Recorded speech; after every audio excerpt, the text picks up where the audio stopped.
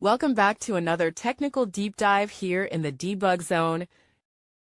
Today we're tackling a big question and breaking it down with insights from other users. Hopefully this clears up some misconceptions and helps you get the answer you need. So buckle up, stay a little curious, and let's jump right in.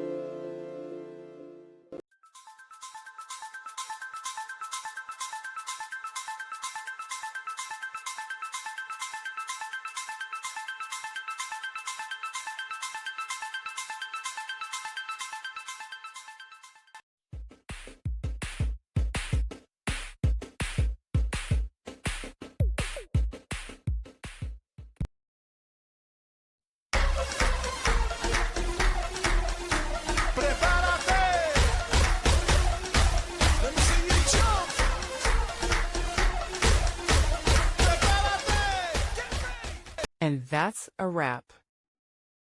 I hope you found the answer you were looking for.